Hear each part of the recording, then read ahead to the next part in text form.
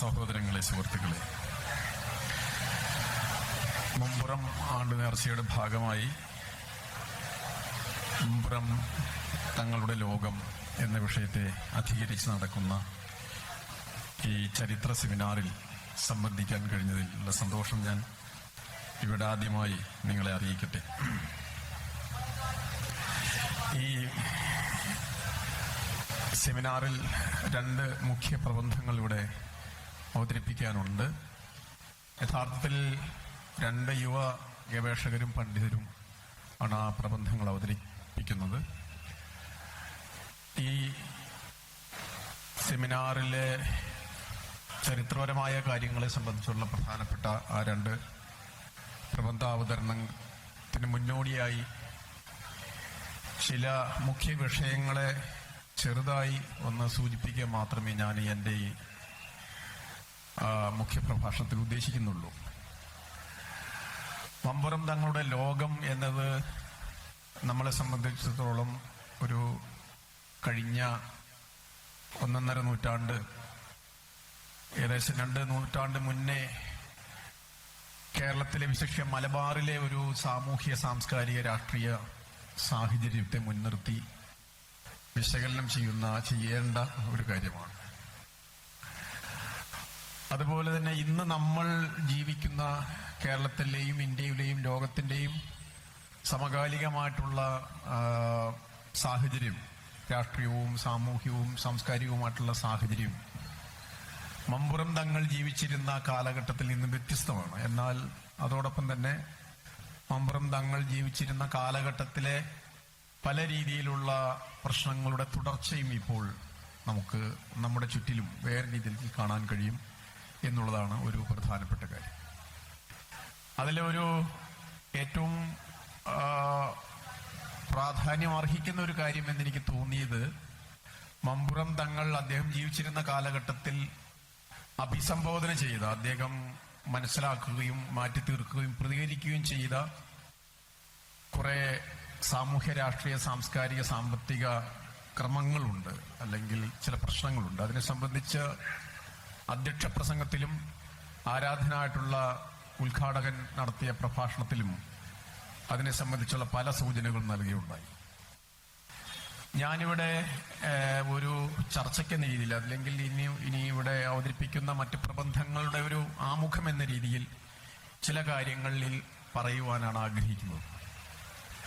പൊതുവെ ഈ കേരളത്തിന്റെ, വിശിഷ്യ മലബാറിന്റെ സാമൂഹിക പരിവർത്തനത്തിൽ ഒരു പ്രധാനപ്പെട്ട പങ്ക് വഹിച്ച ഒരു സാംസ്കാരിക വൈജ്ഞാനികവുമായിട്ടുള്ള ആത്മീയവും ധാർമ്മികവുമായിട്ടുള്ള കാര്യങ്ങളിൽ പ്രധാനപ്പെട്ടതാണ് ഈ തങ്ങൾ പാരമ്പര്യങ്ങൾ.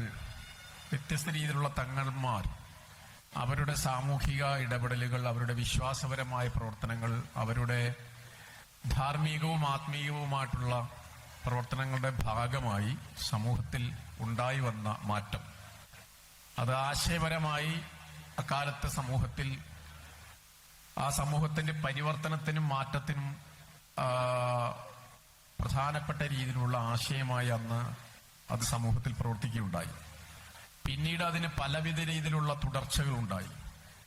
അത് കൊളോണിയൽ വിരുദ്ധമായിട്ടുള്ള ദേശീയ സ്വാതന്ത്ര്യ സമരത്തിലും സ്വാതന്ത്ര്യാനന്തര കാലഘട്ടത്തിൽ നമ്മളൊക്കെ ജീവിക്കുന്ന സമൂഹത്തിലെ സാമൂഹിക സഹവർത്തിത്വത്തിനും സാമൂഹ്യ സാഹോദര്യത്തിനും ഒക്കെ ആവശ്യമായിട്ടുള്ള സാമൂഹിക ചിന്തകളായി, സാഹോദര്യ ബോധ്യങ്ങളായി നമ്മൾ ഒരു രീതിയിൽ അല്ലെങ്കിൽ മറ്റൊരു രീതിയിൽ അതിനെ പിന്തുണയ്ക്കുകയോ അല്ലെങ്കിൽ അതിന്റെ ഭാഗമാകുകയും ചെയ്യുക ഉണ്ടായി എന്നുള്ളതാണ്. മമ്പുറം തങ്ങൾമാരെ സംബന്ധിച്ചിടത്തോളം അവർ പശ്ചിമേഷ്യ പ്രദേശം, യമൻ എന്ന് പറയുന്ന ഒരു പ്രദേശത്തു നിന്ന് ഇന്ത്യയുടെ മെയിൻലാൻഡിലേക്ക്, ഇന്ത്യ ഭൂഖണ്ഡ പ്രദേശങ്ങളിലേക്ക് വന്ന ഒരു ധാർമ്മികവും വൈജ്ഞാനികവുമായിട്ടുള്ള വലിയൊരു വിശ്വാസപരവും മതപരവുമായിട്ടുള്ള ഒരു പാരമ്പര്യത്തിന്റെ തുടർച്ചയിൽപ്പെട്ട പണ്ഡിതന്മാരായിരുന്നു. അന്ന് നമ്മൾ ഈ ഇന്ത്യൻ മഹാസമുദ്രം എന്ന് പറയുന്ന, നമ്മളുടെ ഇന്ത്യയുടെ തെക്ക് ഭാഗത്ത് കിടക്കുന്ന വലിയൊരു സമുദ്രമാണ്. മറ്റ് പ്രദേശങ്ങളുമായും മറ്റ് രാജ്യങ്ങളുമായി ബന്ധപ്പെടുന്നതിൽ പ്രധാനപ്പെട്ട ഒരു സഞ്ചാരം എന്നത് സമുദ്ര മേഖലയായതുകൊണ്ട് ഇന്ത്യ മഹാസമുദ്ര പ്രദേശങ്ങളിലേക്ക്, പിന്നെ ഈ ഇസ്ലാമിക അറേബ്യ ഉൾപ്പെടെ പശ്ചിമേഷ്യ ഉൾപ്പെടെ ഉള്ള ഇസ്ലാമിക രാജ്യങ്ങളിൽ നിന്ന് അല്ലെങ്കിൽ ഇസ്ലാമിക സാംസ്കാരിക ഭൂപ്രദേശങ്ങളിൽ നിന്ന് ഇന്ത്യ മേഖലയിലേക്ക്, ഇന്ത്യ മഹാസമുദ്ര മേഖലയിലേക്ക് വലിയ രീതിയിലുള്ള ധാർമ്മികവും മതപരവും വിശ്വാസപരവും ആയിട്ടുള്ള പരിവർത്തനങ്ങളും മാറ്റങ്ങളും സന്ദേശങ്ങളൊക്കെ ഉണ്ടായി വന്നത് ചരിത്രപരമായിട്ടുള്ളൊരു പ്രധാനപ്പെട്ട കാര്യമായിരുന്നു. നമുക്കറിയാവുന്നതുപോലെ അറബികൾ, പശ്ചിമേഷ്യക്കാരായിട്ടുള്ള അറബികളും അറേബ്യയിൽ നിന്നുള്ള കച്ചവടക്കാരും ഉൾപ്പെടെ ഇന്ത്യ മഹാസമുദ്ര മേഖലയും അറബിക്കടലും ഉൾപ്പെടുന്ന ഇന്ത്യ മഹാസമുദ്ര പ്രദേശങ്ങളിലേക്ക് പല രീതിയിലുള്ള ഇടപെടലുകൾ നടത്തിയ ഒരു കാലഘട്ടമാണ് ഈ മധ്യകാലഘട്ടം എന്ന് പറയുന്നത്. അതിന്റെ തുടർച്ചയിലാണ് യഥാർത്ഥത്തിൽ ഇസ്ലാമിക ധാർമ്മിക പ്രബോധനങ്ങളുടെ പ്രചരണത്തിന്റെ ഭാഗമായി ഈ പല തങ്ങന്മാരും ഇവിടെ വരുന്നത്. ആദ്യം സാധാരണ നമ്മൾ പറയുന്ന ഈ ഹാദ്രമി അറബിത്തങ്ങൾ എന്ന് പറയുന്ന തങ്ങന്മാരും ആയിട്ടും, പിന്നീട് സയ്യിദ് പാരമ്പര്യത്തിൽപ്പെട്ട അല്ലെങ്കിൽ ആ വംശപരമ്പരയിൽപ്പെട്ട തങ്ങന്മാരായിട്ടും കേരളത്തിലെത്തുകയും കേരളത്തിന്റെ വിവിധ ഭാഗങ്ങളിൽ എത്തുകയും ചെയ്തിട്ടുണ്ട്. അതിനു മുന്നേ തന്നെ നമുക്കറിയാം, കേരളത്തിന്റെ കടൽ തീര പ്രദേശങ്ങളിൽ ചേരമാൻ മസ്ജിദ് മുതൽ ഇങ്ങ് വടക്ക് കാസർഗോഡ് വരെ അറബികളുടെയും ഇസ്ലാമിക പാരമ്പര്യത്തിന്റെയും വലിയ രീതിയിലുള്ള ഒരു സാംസ്കാരികവും മതപരവുമായിട്ടുള്ള ഒരു പാരമ്പര്യവും അതിന്റെ പല രീതിയിലുള്ള സ്വാധീനവും കേരള പ്രദേശത്തുണ്ടായിട്ടുണ്ട്. ഒരു മധ്യകാലത്തിന്റെ അവസാന കാലഘട്ടത്തിലും അല്ലെങ്കിൽ ആധുനിക കാലഘട്ടത്തിന്റെ ആരംഭത്തിലും ആയിട്ടാണ് മലബാറിലെ തങ്ങൾ പാരമ്പര്യങ്ങൾ വളരെ സജീവമാകുന്നത്. അത് പശ്ചിമേഷ്യയിൽ നിന്ന് മാത്രമല്ല, ഇത് നമ്മൾ റഷ്യയുടെ ഭാഗങ്ങളായിരുന്ന ബാൽക്കൻ രാജ്യങ്ങൾ എന്ന് പറയും, റഷ്യയുടെ ഭാഗമായിരുന്ന പല പ്രദേശങ്ങളിൽ നിന്നും പല രീതിയിലുള്ള ഇസ്ലാമിക പ്രബോധന സംഘങ്ങൾ കേരളത്തിലേക്ക് വരികയും അവരുടെ ആത്മീയ പ്രബോധന പ്രവർത്തനങ്ങളിലൂടെ നടത്തുകയും ചെയ്തിട്ടുണ്ട്. അങ്ങനെയാണ് പല മഖാമുകളും ദർഗകളും ആരാധനാ സ്ഥലങ്ങളും വിശ്വാസ സ്ഥാനങ്ങളും പിന്നീട് അവയൊക്കെ ആത്മീയ സ്ഥാനങ്ങളായും വിദ്യാഭ്യാസ സാംസ്കാരിക പ്രവർത്തന മണ്ഡലങ്ങളുമായി വികസിച്ചു വന്നു. അത് കേരളത്തിലെ തദ്ദേശീയ സമൂഹങ്ങളിൽ ഏതൊക്കെ രീതിയിലുള്ള സ്വാധീനമാണ് ചെലുത്തിയത് എന്നതിനെ സംബന്ധിച്ച് വളരെ രീതിയിലുള്ള പഠനങ്ങൾ പല രീതിയിൽ ഇന്ത്യയിലും ഇന്ത്യക്ക് പുറത്തും കേരളത്തിലും നടന്നിട്ടുണ്ട് എന്നുള്ളത് നമുക്ക് പറയാവുന്ന അല്ലെങ്കിൽ മനസ്സിലാക്കാവുന്ന ഒരു കാര്യമാണ്. അപ്പോൾ ഈ മമ്പുറം തങ്ങന്മാരെ മുൻനിർത്തി നമ്മൾ സംസാരിക്കുമ്പോൾ ആ കാലഘട്ടത്തിൽ 18-ാം നൂറ്റാണ്ടിലും 19-ാം നൂറ്റാണ്ടിന്റെ ആദ്യ പകുതിയിലും കേരളത്തിന്റെ ഒരു സാമൂഹ്യ രാഷ്ട്രീയ സാംസ്കാരിക സാഹചര്യം എന്ന് പറഞ്ഞാൽ അത് നമ്മൾ പരിഗണിക്കേണ്ടിയിരിക്കുന്നു. തങ്ങൾ പാരമ്പര്യങ്ങളെക്കുറിച്ചും മമ്പുറം തങ്ങന്മാരുടെ പ്രവർത്തനങ്ങളെ മുൻനിർത്തി ആലോചിക്കുമ്പോൾ അക്കാലത്തെ ഒരു സാമൂഹ്യ രാഷ്ട്രീയ സാമ്പത്തിക സാംസ്കാരിക പ്രവണതകൾ അല്ലെങ്കിൽ വ്യവസ്ഥിതി എന്തായിരുന്നു എന്ന് നമുക്ക് ഒരു ധാരണ ഉണ്ടെങ്കിൽ തങ്ങന്മാരുടെ ധാർമ്മിക സാംസ്കാരിക പ്രവർത്തനങ്ങളുടെ ഒരു പ്രാധാന്യം നമുക്ക് പിടികിട്ടുകയുള്ളൂ. അന്ന് നമുക്കറിയാവുന്ന പോലെ ജന്മിത്വവും ഭൂബന്ധങ്ങളിൽ ഭൂമിയുടെ ഉടമസ്ഥത കാര്യത്തിൽ ഭൂമിയുടെ മേലുള്ള സ്വത്തവകാശത്തിന്റെ കാര്യത്തിൽ പരമ്പരാഗതമായിട്ടുള്ള ജന്മിമാർക്ക് ആധിപത്യമുണ്ടായിരുന്ന ഒരു സമ്പദ്ക്രമമായിരുന്നു കേരളത്തിൽ നിലനിന്നത്. പൊതുവെ അതിന് ജന്മിത്വം എന്നാണ് വിളിക്കുന്നത്. കൂടുതൽ ജന്മിമാരും ബ്രാഹ്മണരും വരേണ്യരായിട്ടുള്ള ജാതി വിഭാഗങ്ങളിൽപ്പെട്ട സവർണ ജാതിയിൽപ്പെട്ട ആളുകളായിരുന്നു. പരമ്പരാഗതമായിട്ട് മലബാറിലാണെങ്കിൽ കുറച്ച് മുസ്ലിം കുടുംബങ്ങളും പരമ്പരാഗതമായി ജന്മിമാരായിട്ടുണ്ടായിരുന്നു. എങ്കിൽ പോലും ജന്മിത്വം എന്ന് പറയുന്നത് ഒരു സാമ്പത്തിക ക്രമവും ഒരു സമ്പദ് രൂപവുമായി വളരെ ശക്തമായിരുന്ന ഒരു കാലഘട്ടമാണ് യഥാർത്ഥത്തിൽ ഈ 18-19-ാം നൂറ്റാണ്ട് എന്ന് പറയുന്നത്. അതോടൊപ്പം തന്നെ ഈ പ്രദേശങ്ങളിലെ രാഷ്ട്രീയ അധികാര വ്യവസ്ഥ എന്ന് പറഞ്ഞാൽ പൊതുവെ ഓരോരോ പ്രദേശങ്ങളിലും നാടുവാഴി കോവിലകങ്ങളും ആ കോവിലകങ്ങളെ താങ്ങി നിർത്തുകയോ അതിനെ പിന്തുണയ്ക്കുന്നതുമായിട്ടുള്ള തറവാടുകളും അതിന്റെ രാഷ്ട്രീയ അധികാരക്രമങ്ങളും നിലനിന്നൊരു നാടുവാഴി രാഷ്ട്രീയ അതീശത്തെ വ്യവസ്ഥയാണ് ഇവിടെ നിന്നിരുന്നത്. അപ്പൊ ജന്മിത്വവും നാടുവാഴിത്വവും സമൂഹ ബന്ധങ്ങൾ, സമൂഹത്തിലെ മനുഷ്യരെ കാണുന്ന രീതി, മനുഷ്യരുടെ സ്ഥാനമാന പദവികൾ സമൂഹത്തിൽ കൂടുതലും ജാതിബദ്ധമായിരുന്നു. ജാതിയുടെ വിഭജനവും ജാതീയപരമായ വേർതിരിവുകളും അതിന്റെ രീതിയിലുള്ള സാമൂഹിക പുറന്തള്ളലുകളും അടിച്ചമർത്തലുകളും അതിശക്തവും രൂക്ഷവുമായിരുന്ന ഒരു സാമൂഹ്യ ക്രമമാണ് ഈ ജന്മിത്വത്തോടും അതോടൊപ്പം തന്നെ നാടുവാഴിത്വത്തോടൊപ്പം തന്നെ നിലനിന്നിരുന്നത്. അപ്പൊ ജന്മിത്വവും നാടുവാഴിത്വവും ജാതി വ്യവസ്ഥയും മൂലം സമൂഹത്തിൽ മേൽക്കോയ്മ സ്ഥാപിച്ച സാമൂഹ്യ അധികാരി വർഗങ്ങൾ സമൂഹത്തിലെ അധീശവർഗങ്ങളായി മാറുകയും പണിയെടുക്കുകയും കൈവേലകളിൽ ഏർപ്പെടുകയും കാർഷിക പ്രവർത്തനങ്ങളിൽ ഏർപ്പെടുകയും ചെയ്ത മനുഷ്യരൊക്കെ ഒരു രീതിയിലല്ലെങ്കിൽ മറ്റു രീതിയിൽ കീഴ്പ്പെട്ട് അടിമപ്പെട്ട് ജീവിക്കേണ്ട ഒരവസ്ഥയായിരുന്നു കേരളത്തിൽ നിലനിന്നിരുന്നത്. അക്കാലത്ത് മലബാറിലും അതിൽ വലിയ വ്യത്യാസമൊന്നും ഉണ്ടായിരുന്നില്ല. അപ്പൊ ജന്മിത്വവും നാടുവാഴിത്വവും ജാതി വ്യവസ്ഥയും കൂടിക്കലർന്നു നിന്ന സാമൂഹ്യ സാമ്പത്തിക രാഷ്ട്രീയ അധികാരക്രമവും സാമൂഹികമായ വേർതിരിവുകളും നിലനിന്ന ഒരു സമൂഹത്തിൽ നീതിയും തുല്യതയും എന്നതിനെ സംബന്ധിച്ച് നമ്മൾ ഇന്ന് വിചാരിക്കുന്ന സങ്കല്പങ്ങളൊന്നും അന്നുണ്ടായിരുന്നില്ല. കേരളത്തിലാണെങ്കിൽ പരമ്പരാഗതമായി കേരളത്തിൽ നീതിയെക്കുറിച്ചുള്ള സങ്കല്പം, തുല്യതയെക്കുറിച്ചുള്ള സങ്കല്പം, സാമൂഹികമായിട്ടുള്ള തുല്യതയെക്കുറിച്ചുള്ള സങ്കല്പങ്ങളൊന്നും നമ്മൾ ഇന്ന് കരുതുന്നത് പോലെ ഉണ്ടായിരുന്നില്ല എന്നുള്ളതാണ് ഒരു പ്രധാനപ്പെട്ട കാര്യം. എല്ലാവർക്കും നീതിയും എല്ലാവരെയും സാഹോദര്യത്തോടുകൂടിയും സഹവർത്തിത്വത്തോടു കൂടിയും എല്ലാവരെയും മനുഷ്യരായി കാണുന്ന ഒരു സാമൂഹിക കാഴ്ചപ്പാട് ഈ ജാതി ജന്മിത്ത നാടുവാഴിത്ത വ്യവസ്ഥയിൽ ഉണ്ടായിരുന്നില്ല എന്നുള്ളതാണ് പ്രധാനപ്പെട്ട ഒരു കാര്യം. അങ്ങനെ ഒരു സമൂഹത്തിന്റെ ഉള്ളിൽ, അങ്ങനെ ഒരു സമൂഹത്തിലേക്കാണ് യഥാർത്ഥത്തിൽ വ്യത്യസ്ത രീതിയിലുള്ള മമ്പുറം തങ്ങന്മാരുൾപ്പെടെയുള്ള തങ്ങന്മാരുടെ പ്രവർത്തനങ്ങൾ അല്ലെങ്കിൽ അവരുടെ ഇടപെടലുകൾ ഉണ്ടായി വന്നു.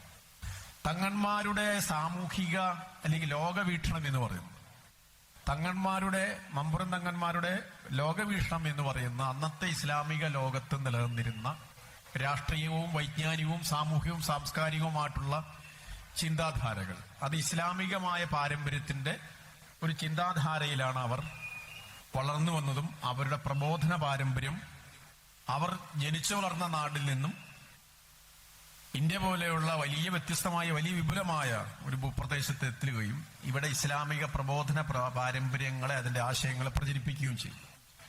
അപ്പോൾ സ്വാഭാവികമായി ഇവിടെ നിലനിന്നിരുന്ന സാമൂഹ്യ ക്രമത്തിന്, ആ സാമൂഹ്യ ക്രമത്തിനോടാണ് യഥാർത്ഥത്തിൽ ആ സാമൂഹ്യ ക്രമത്തിന്റെ അധികാരവാഴ്ചയോടും ആ സാമൂഹ്യ ക്രമത്തിലെ ഭേദരൂപങ്ങളോടും ആ സാമൂഹ്യ ക്രമത്തിന്റെ അടിച്ചമർത്തൽ രൂപങ്ങളോടും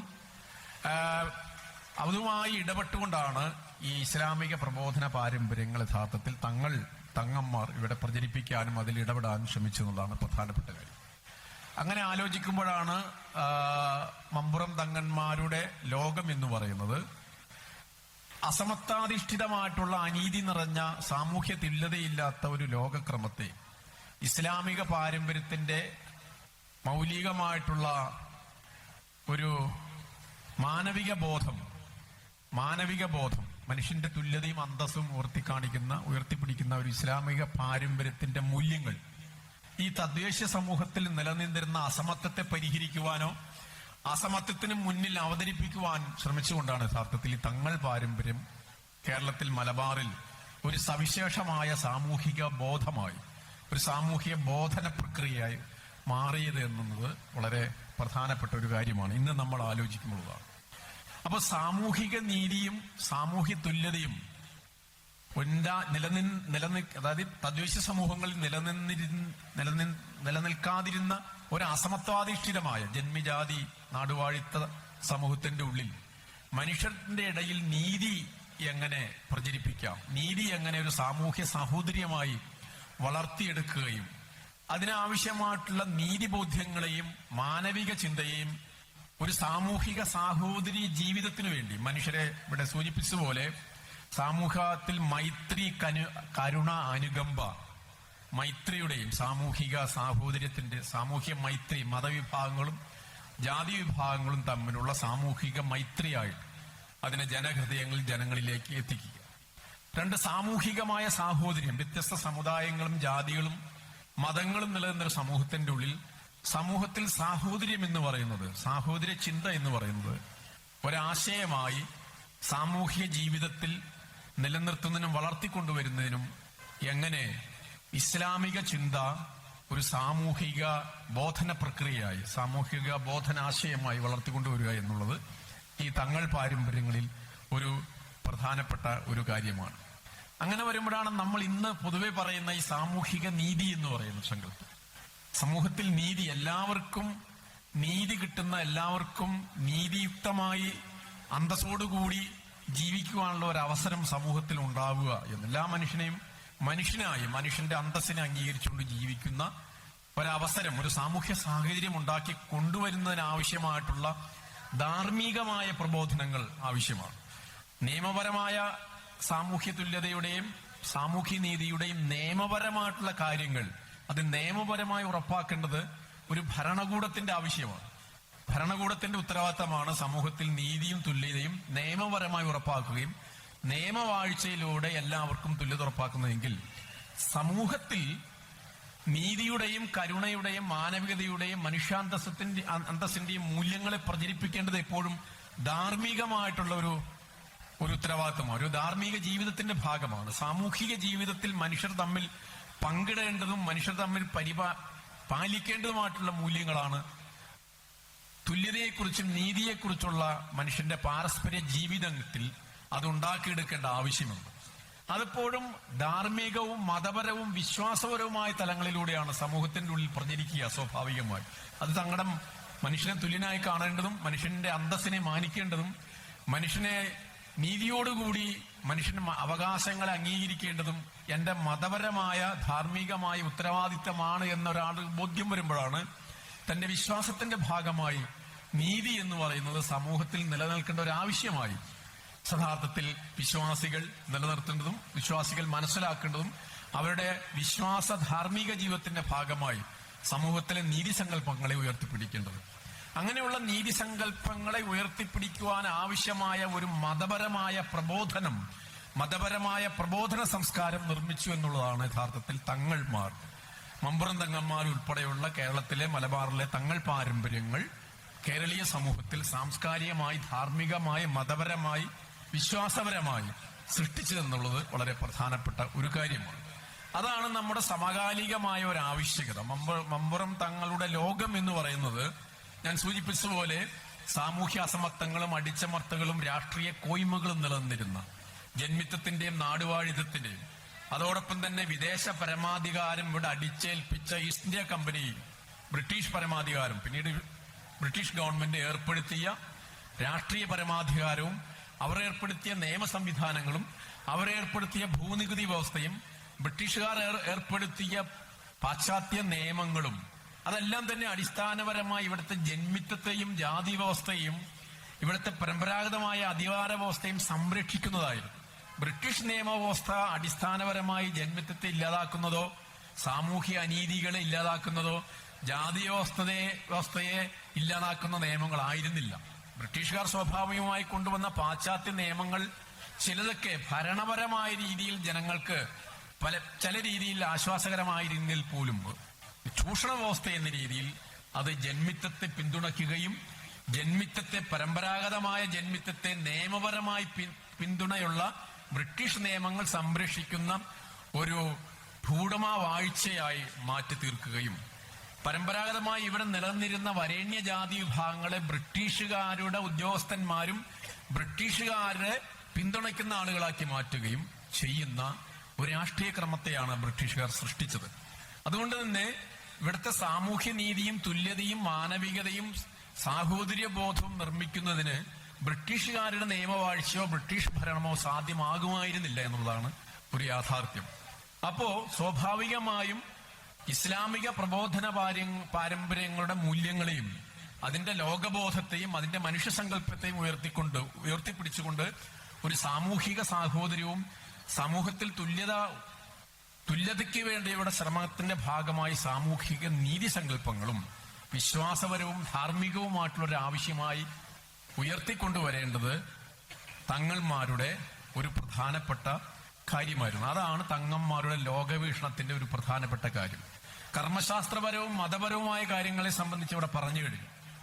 അതിനേക്കാൾ ഉപരിയായി തങ്ങൾ തങ്ങന്മാർ പ്രവർത്തിച്ച ഈ മലബാർ സമൂഹത്തിന്റെ ഉള്ളിൽ ഏതൊക്കെ രീതിയിലുള്ള സാമൂഹ്യ സഹവർത്തിത്വത്തിന്റെയും സാമൂഹ്യ തുല്യതയുടെയും സാമൂഹ്യ നീതിയുടെയും മൂല്യങ്ങളാണ് അവർ തങ്ങളുടെ പ്രബോധന പാരമ്പര്യങ്ങളുടെ വിനിമയം ചെയ്തത് എന്നുള്ളത് നമുക്ക് സമകാലികമായി വളരെ പ്രധാനപ്പെട്ട ഒരു കാര്യമാണ്. കാരണം ഏതൊരു വിശ്വാസ വ്യവസ്ഥയും ഏതൊരു സാംസ്കാരിക മുന്നേറ്റവും ഏതൊരു ആത്മീയ ധാർമ്മിക പ്രവർത്തനങ്ങളും മുന്നേറ്റങ്ങളും സമകാലികമായി നമ്മൾ മനസ്സിലാക്കുന്നത്, നമ്മൾ വായിക്കുന്നത്, നമ്മളതിനെ വീണ്ടെടുക്കുന്നത്, നമ്മളതിനെ ഓർക്കുന്നത് നമ്മൾ ഇന്ന് ജീവിക്കുന്ന സമൂഹത്തിന്റെ ചില പ്രതിസന്ധികളെ അഭിസംബോധന ചെയ്യാൻ വേണ്ടിയാണ്. നമ്മൾ ഇന്ന് ജീവിക്കുന്ന സമൂഹത്തിന്റെ ചില പ്രതിസന്ധികളെ, ചില പ്രശ്നങ്ങളെ പരിഹരിക്കുവാനും ആ പ്രശ്നങ്ങളെ മനസ്സിലാക്കുവാനും ആ പ്രശ്നങ്ങളെ അതിജീവിക്കുന്നതിനും വേണ്ടിയുള്ള മൂല്യങ്ങളായും വിചാരങ്ങളായും പ്രബോധനങ്ങളായും രാഷ്ട്രീയ ബോധ്യങ്ങളുമായിട്ടാണ് നമ്മൾ കഴിഞ്ഞ കാലങ്ങളിൽ തങ്ങന്മാരെ പോലെയുള്ള ആളുകൾ നടത്തിയ വലിയ രീതിയിലുള്ള ഇടപെടലുകളിൽ നിന്നും നമ്മൾ പ്രചോദനം ഉൾക്കൊണ്ടുകൊണ്ട് അതിന്റെ മൂല്യങ്ങളെ സമകാലികമായി നമ്മൾ വീണ്ടെടുക്കുകയും വായിക്കുകയും ചെയ്യുന്നത് എന്ന് വളരെ പ്രധാനപ്പെട്ട ഒരു കാര്യമാണ്. ഇന്നത്തെ ഒരു അവസ്ഥ എന്താണ്? സാമൂഹ്യ നീതിയുടെ സങ്കല്പങ്ങൾ എടുത്ത് പരിശോധിച്ചാൽ മനുഷ്യന്റെ തുല്യതയും അന്തസ്സും മനുഷ്യന്റെ സ്വാതന്ത്ര്യവും മനുഷ്യരുടെ അവകാശങ്ങളും പൗരത്വം ഉൾപ്പെടെയുള്ള കാര്യങ്ങളൊക്കെ അടിക്കടി അട്ടിമറിക്കപ്പെടുകയോ അതിനെ നിരാകരിക്കുകയും ചെയ്യുന്ന ഒരു ഭരണകൂട വ്യവസ്ഥ നിലനിൽക്കുന്ന രാജ്യത്താണ് നമ്മൾ ഇന്ന് ജീവിക്കുന്നത്. അറിയാമല്ലോ, സാമൂഹ്യ നീതിയെ പുറന്തള്ളുന്ന, ഭരണഘടനാവകാശങ്ങൾ ഇല്ലാതാക്കുന്ന, പാർലമെന്ററി ജനാധിപത്യത്തെ തന്നെ നോക്കുകുത്തിയാക്കി മാറ്റുന്ന ഒരു അധികാര വ്യവസ്ഥ ഈ രാജ്യത്ത് ഒരു ഭരണ വ്യവസ്ഥയായി മാറിയിരിക്കുന്നു. ഒരു മതരാഷ്ട്രവാദവും മതരാഷ്ട്രവാദത്തിൽ അധിഷ്ഠിതമായ ഒരു രാഷ്ട്രീയ പ്രത്യയശാസ്ത്രം, അതിന്റെ ഏറ്റവും ഭീകരമായ രീതിയിലുള്ള വ്യവസ്ഥയിൽ ന്യൂനപക്ഷങ്ങൾ, ദളിതർ, ഗോത്ര വിഭാഗങ്ങൾ, പിന്നോക്ക ജാതി വിഭാഗങ്ങൾ തുടങ്ങിയിട്ടുള്ള സമൂഹത്തിലെ അടിച്ചമർത്തപ്പെട്ട എല്ലാ വിഭാഗങ്ങളെയും ഒരു രീതിയിലല്ലെങ്കിൽ മറ്റൊരു രീതിയിൽ സാമൂഹികമായും രാഷ്ട്രീയമായും പുറന്തള്ളുന്ന ഒരു ഭരണക്രമം, ഒരു ഭരണകൂട വ്യവസ്ഥ, ഒരു ഹിന്ദു രാഷ്ട്ര വ്യവസ്ഥയായി മാറിക്കൊണ്ടിരിക്കുന്ന ഒരു കാലഘട്ടത്തിലാണ് തങ്ങൾ പാരമ്പര്യങ്ങളെ, മമ്പുറം തങ്ങളെ പോലെയുള്ള മനീഷികൾ ഉയർത്തിയ സാമൂഹ്യ നീതിയുടെയും തുല്യതയുടെയും സാമൂഹ്യ സാഹോദര്യത്തിന്റെ ആശയങ്ങളെ നമ്മൾ ഇന്ന് മനസ്സിലാക്കുന്നതെന്ന് ഓർക്കണം. അങ്ങനെ വരുമ്പോൾ നമുക്ക് സാമൂഹിക നീതി, സമൂഹത്തിലെ തുല്യ അവസരവും സാമൂഹ്യ നീതിയും ഉറപ്പാക്കുന്ന ഒരു ഭരണഘടനാ ജനാധിപത്യം ഇവിടെ നിലനിൽക്കേണ്ടതുണ്ട്. ഒരു ഭരണഘടന വേണം, ഭരണഘടനാ ജനാധിപത്യം വേണം, തുല്യ പൗരത്വം വേണം. എല്ലാ മനുഷ്യനെയും അന്തസ്സോടുകൂടി സമൂഹത്തിൽ ഏറ്റവും പാർശ്വവൽക്കരിക്കപ്പെട്ട സമൂഹങ്ങളെയും സമുദായങ്ങളെയും മതസമുദായങ്ങളെയും തുല്യതയോടെയും തുല്യ അവകാശത്തോടുകൂടിയും സംരക്ഷിക്കുന്ന ഒരു ഭരണകൂടം ഇവിടെ ആവശ്യമാണ്. അങ്ങനെയുള്ള ഭരണകൂടത്തെ നിർമ്മിക്കുവാൻ, അങ്ങനെയുള്ള ഭരണകൂടത്തിന് ആവശ്യമായ രീതിയിലുള്ള ജനാധിപത്യ രാഷ്ട്രീയ പ്രവർത്തനങ്ങൾ മുന്നോട്ട് ചലിപ്പിക്കുന്നതിന് ആവശ്യമായിട്ടുള്ള ഭരണഘടനയുടെയും തുല്യതയുടെയും തുല്യ പൗരത്വത്തിന്റെയും സാമൂഹ്യനീതിയുടെയും രാഷ്ട്രീയ ആശയങ്ങളെ മുന്നോട്ട് ചലിപ്പിക്കുവാനുള്ള ഊർജം നമുക്ക് ഈ തങ്ങൾ പാരമ്പര്യങ്ങളിൽ നിന്നും നമുക്ക് വീണ്ടെടുക്കാൻ കഴിയണം. ഈ തങ്ങൾ പാരമ്പര്യങ്ങളിൽ നിന്ന്, മമ്പുറം തങ്ങളുടെ പ്രവർത്തനങ്ങളിൽ നിന്ന്, അവർ മുന്നോട്ട് വച്ച ധാർമ്മിക പ്രബോധനങ്ങളിൽ നിന്ന് നമുക്ക് സ്വീകരിക്കാൻ കഴിയുമ്പോഴാണ് മമ്പുറം തങ്ങന്മാർ പ്രവർത്തിച്ച കാലഘട്ടത്തിലെ ലോകത്തെയും ലോകവീക്ഷണത്തെയും അവരുടെ ധാർമ്മിക മത സാമൂഹിക പ്രബോധനങ്ങളെയും നമ്മൾ രാഷ്ട്രീയമായി, സാംസ്കാരികമായി, പ്രബോധനപരമായി മനസ്സിലാക്കുകയും അതിനൊരു തുടർച്ചയുണ്ടാവുകയും അത് കൂടുതൽ കൂടുതൽ നിരന്തരം സമകാലികവൽക്കരിക്കുകയും ചെയ്യേണ്ട ഒരു ആവശ്യം വരുന്നു. എന്തിനു വേണ്ടിയാണ് നമ്മൾ മമ്പുറം തങ്ങന്മാരുടെ ആശയങ്ങളെക്കുറിച്ച് ചർച്ച ചെയ്യുന്നതും സംവദിക്കുന്നു, സെമിനാറുകൾ സംഘടിപ്പിക്കുന്നു, പുസ്തകം എഴുതുന്നതും ഗവേഷണം നടത്തുന്നതിന് വേണ്ടിയാണ്? തുല്യനീതിയിലും തുല്യ പൗരത്വത്തിലും ജനാധിപത്യത്തിലും സാമൂഹ്യനീതിയിലും അധിഷ്ഠിതമായ ഒരു ഭരണവ്യവസ്ഥ ഉണ്ടാവണമെന്നും ഒരു സമൂഹം ഇവിടെ ഉണ്ടാവണമെന്നും മതേതര ജനാധിപത്യത്തിൽ അധിഷ്ഠിതമായ ഒരു ഭരണഘടനാ ജനാധിപത്യവും അതിനധിഷ്ഠിതമായി ജീവിക്കുന്ന ഒരു സമൂഹവും ഒരു രാഷ്ട്രവ്യവസ്ഥയും ഒരു ഗവൺമെന്റ് സംവിധാനവും ഇവിടെ നിലനിൽക്കേണ്ടത് ആവശ്യമാണ്. എങ്കിൽ മാത്രമേ മമ്പുറം തങ്ങൾ അഭിസംബോധന ചെയ്ത അടിസ്ഥാന വർഗങ്ങൾ, അത് കർഷകർ, കർഷക തൊഴിലാളികൾ, സ്ത്രീ സമൂഹങ്ങൾ, സമൂഹത്തിൽ പുറന്തള്ളപ്പെട്ട ആളുകൾ, ആ ജാതീയപരമായി അടിച്ചമർത്തപ്പെട്ട ആളുകൾ തുടങ്ങിയ ബഹുഭൂരിപക്ഷം മനുഷ്യർക്ക് തുല്യതയും നീതിയും അവർക്ക് ജനാധിപത്യ അവകാശങ്ങളും കിട്ടുന്ന ഒരു രാഷ്ട്രീയ ക്രമവും ഒരു ഭരണവ്യവസ്ഥയും ഇവിടെ ഉണ്ടാവണമെന്നും അത് നിലനിർത്തുന്നതിന് വേണ്ടി നമുക്കൊരു മതേതര ജനാധിപത്യത്തിൽ അധിഷ്ഠിതമായ ഒരു രാഷ്ട്രവും ഒരു ഭരണഘടനാ വ്യവസ്ഥയും ഒരു നീതിക്രമവും ഒരു തുല്യനീതി സാമൂഹ്യ നീതി സങ്കല്പവും ഇവിടെ നിലനിൽക്കണം. അതിന് മമ്പുറം തങ്ങന്മാർ മുന്നോട്ട് വെച്ച ആശയങ്ങളെ നമ്മൾക്ക് എങ്ങനെ ഉപയോഗിക്കാൻ പറ്റും, എങ്ങനെ നമുക്ക് മുന്നോട്ട് കൊണ്ടുപോകാൻ പറ്റും, നമ്മുടെ രാഷ്ട്രീയ ബോധ്യങ്ങളെ തേച്ചു മിനുക്കുവാനും നമ്മുടെ സമകാലികമായിട്ടുള്ള സാമൂഹ്യ നീതി സങ്കല്പങ്ങളെ വികസിപ്പിക്കുവാനും അത് എത്രത്തോളം പ്രയോജനകരമാണ് എന്ന് ആലോചിക്കുവാൻ കൂടി, അല്ലെങ്കിൽ അങ്ങനെ അതിനെ കുറിച്ച് നമ്മൾ മനസ്സിലാക്കുവാൻ വേണ്ടി കൂടിയാണ് ഇത്തരം രീതിയിലുള്ള ചരിത്ര സെമിനാറുകൾ, അല്ലെങ്കിൽ ചരിത്ര സാമൂഹ്യ സാംസ്കാരിക ആശയങ്ങൾ ചർച്ച ചെയ്യുന്ന സെമിനാറുകൾ സംഘടിപ്പിക്കുന്നത് വളരെ പ്രധാനപ്പെട്ട. എങ്കിൽ മാത്രമേ മമ്പുറം തങ്ങളുടെ ലോകത്തോട് അല്ലെങ്കിൽ മമ്പുറം തങ്ങൾ മുന്നോട്ട് വെച്ച ആശയങ്ങൾ ഉൾക്കൊള്ളുന്ന ഒരു ലോക ക്രമത്തെ സമകാലികമായി നമ്മൾ മനസ്സിലാക്കുക എന്നുള്ളത് ഞാൻ ഈ പറഞ്ഞ കാര്യങ്ങൾ മുൻനിർത്തി ആലോചിക്കുമ്പോഴാണ്. അതുകൊണ്ട് തന്നെ മമ്പുറം തങ്ങളുടെ ധാർമ്മികവും രാഷ്ട്രീയവും വൈജ്ഞാനികവും നീതിസങ്കല്പത്തിൽ അധിഷ്ഠിതമായിട്ടുള്ള ഇടപെടലുകളെ നിരന്തരമായി ഒരു സാമൂഹിക ഊർജമായി, ഒരു ധാർമ്മിക പ്രബോധന വിഷയമായി, ഒരു രാഷ്ട്രീയ ബോധ്യമായി നമ്മൾ നിരന്തരം സംസാരിച്ചുകൊണ്ടിരിക്കുകയും നിരന്തരം അതിനെക്കുറിച്ച് സംവദിച്ചുകൊണ്ടിരിക്കേണ്ട ഒരു കാലത്തിലാണ് നമ്മൾ ഇപ്പോൾ ജീവിക്കുന്നത്. കാരണം ആ കാലം എന്ന് പറയുന്നത് സാമൂഹ്യ അനീതികളുടെ, അടിച്ചമർത്തലുകളുടെ, മതപരമായിട്ടുള്ള ഭൂരിപക്ഷവാദത്തിന്റെ, ഭരണഘടനാ ജനാധിപത്യത്തെയും സാമൂഹ്യ നീതിയെയും സാമൂഹ്യ തുല്യതയും അട്ടിമറിക്കുന്ന ഒരു ക്രമത്തിന്റെ ഉള്ളിലാണ് നമ്മൾ ഇന്ന് ജീവിക്കുന്നത്. അതുകൊണ്ട് എല്ലാ മതനവീകരണ പ്രസ്ഥാനങ്ങളുടെയും എല്ലാ തരത്തിലുള്ള സാമൂഹിക നീതി മുന്നേറ്റങ്ങളെയും എല്ലാ തരത്തിലുള്ള ധാർമ്മിക പ്രബോധന പാരമ്പര്യങ്ങളിൽ നിന്നും ഊർജം സ്വീകരിച്ചുകൊണ്ടാണ് നമുക്ക് നമ്മുടെ ജനാധിപത്യത്തെ, നമ്മുടെ സാമൂഹ്യ നീതിയെ, നമ്മുടെ തുല്യതാ സങ്കല്പങ്ങളെ നമുക്ക് മുന്നോട്ട് ചലിപ്പിക്കാൻ പറ്റും.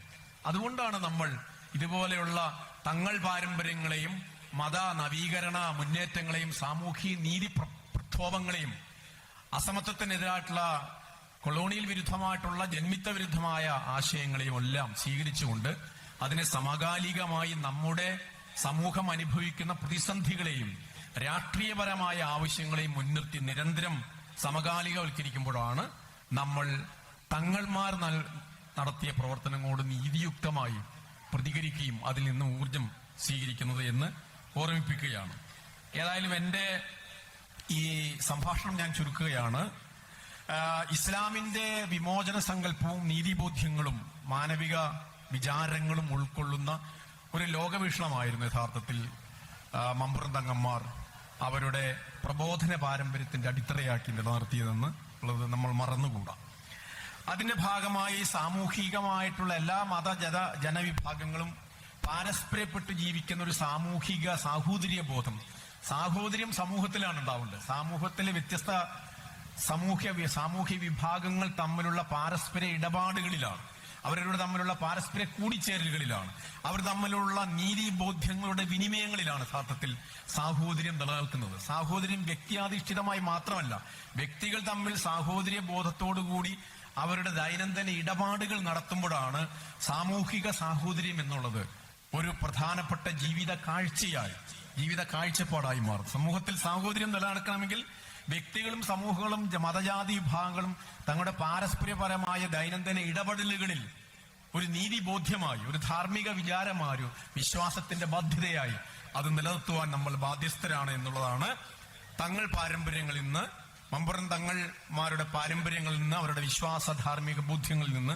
നമ്മൾ സ്വീകരിക്കേണ്ടത്. അങ്ങനെ വരുമ്പോഴാണ് സാമൂഹ്യ തുല്യതയും സാമൂഹിക നീതിയും എന്ന് പറയുന്നത് തങ്ങൾ പാരമ്പര്യങ്ങളുടെ ധാർമ്മിക വിശ്വാസ ധാരയുടെ അടിസ്ഥാനപരമായ രാഷ്ട്രീയ ബോധ്യമാണ്. അടിസ്ഥാനപരമായ രാഷ്ട്രീയ ബോധ്യമാണ് സാമൂഹ്യ നീതിയും സാമൂഹ്യ തുല്യതയും. സാമൂഹ്യ നീതിയും സാമൂഹ്യ തുല്യതയും മുൻനിർത്തിക്കൊണ്ടാണ് അക്കാലത്ത് തങ്ങന്മാർ ബ്രിട്ടീഷുകാർക്കെതിരെ പോരാടിയത്, അല്ലെങ്കിൽ പോരാട്ടത്തിന് നേതൃത്വം കൊടുത്തത്, അല്ലെങ്കിൽ ഒട്ടനവധി പോരാളികൾക്ക് നേതൃത്വം കൊടുക്കുകയും അവർക്ക് പ്രചോദനമായി തീർന്നു. അതുപോലെ തന്നെ ഇപ്പൊ ചേറൂർ പട ഉൾപ്പെടെയുള്ള പ്രക്ഷോഭങ്ങളിൽ, മുട്ടിച്ചിറ പള്ളിയുമായി ബന്ധപ്പെട്ട് നടന്ന പ്രക്ഷോഭങ്ങളിലൊക്കെ അടിസ്ഥാനപരമായി ഉണ്ടായി വന്ന അല്ലെങ്കിൽ ഉന്നയിക്കപ്പെട്ട പ്രശ്നം ജാതി വിവേചനത്തിന്റെയും സാമൂഹ്യ അടിച്ചമർത്തലിനും എതിരായിട്ടുള്ള സാമൂഹ്യ നീതി സങ്കല്പങ്ങളായിരുന്നു, സാഹോദര്യ സങ്കല്പങ്ങളായിരുന്നു, തുല്യതാ സങ്കല്പങ്ങളായിരുന്നു. അപ്പൊ ഈ തുല്യതയും സാമൂഹ്യ നീതിയും സാഹോദര്യവും തമ്മിൽ ചേർത്ത് നിർത്തുന്ന ഒരു സംവാദ മണ്ഡലത്തിലൂടെ മാത്രമേ നമ്മൾ ഇന്ന് നിലനിൽക്കുന്ന കാലഘട്ടത്തിന്റെ രാഷ്ട്രീയമായ ഭീകരമായ ഈ അടിച്ചമർത്തൽ ആയിട്ടുള്ള ഒരു ഫാഷിസ്റ്റ് ഹിന്ദുത്വ രാഷ്ട്രീയത്തെ നമുക്ക് അഭിമുഖീകരിക്കാൻ കഴിയും. ആ അഭിമുഖീകരിച്ചുകൊണ്ട് സാമൂഹ്യ നീതിയിൽ അധിഷ്ഠിതമായ ഒരു ഭരണഘടനാ ജനാധിപത്യത്തെയും ഒരു ഭരണഘടനാധിഷ്ഠിതമായിട്ടുള്ള തുല്യനീതിയിൽ അധിഷ്ഠിതമായ തുല്യ പൗരത്വത്തെ ഉറപ്പാക്കുന്ന ഒരു ജനാധിപത്യ രാഷ്ട്രീയ ക്രമത്തെ നമുക്ക് വീണ്ടെടുക്കുവാൻ, ആ വീണ്ടെടുക്കാനുള്ള ശ്രമങ്ങൾ പല രീതിയിൽ നടന്നുകൊണ്ടിരിക്കുന്നു, സജീവമായിക്കൊണ്ടിരിക്കുന്ന കാലത്തുകൂടിയാണ് നമ്മൾ. അപ്പൊ നമ്മൾ പ്രതീക്ഷാ നിർഭരമായി ഇത്തരം മമ്പുറം തങ്ങൾമാരുൾപ്പെടെയുള്ള ആളുകൾ മുന്നോട്ട് വെച്ച ധാർമ്മിക ബോധ്യങ്ങളെ പ്രതീക്ഷാ നിർഭരമായി ജനാധിപത്യവുമായി ബന്ധിപ്പിക്കുക, സാമൂഹ്യ നീതിയുമായി ബന്ധിപ്പിച്ചുകൊണ്ട് പൗരസമൂഹം എന്ന രീതിയിൽ തുല്യ പൗരത്വത്തിനും തുല്യ അന്തസ്സിനും വേണ്ടിയുള്ള ഒരു സാമൂഹ്യ രാഷ്ട്രീയ പ്രവർത്തനത്തിൽ നിരന്തരം ഏർപ്പെടുക എന്നത് തന്നെയാണ് നമുക്ക് മുന്നിലുള്ള ഒരു സാധ്യത എന്നുകൂടി നിങ്ങളെ അറിയിച്ചുകൊണ്ട് എന്നെ കേട്ട എല്ലാവർക്കും എന്റെ നന്ദി പ്രകാശിപ്പിച്ചുകൊണ്ട് ഞാൻ നിർത്തുന്നു. എന്റെ നന്ദി, നമസ്കാരം.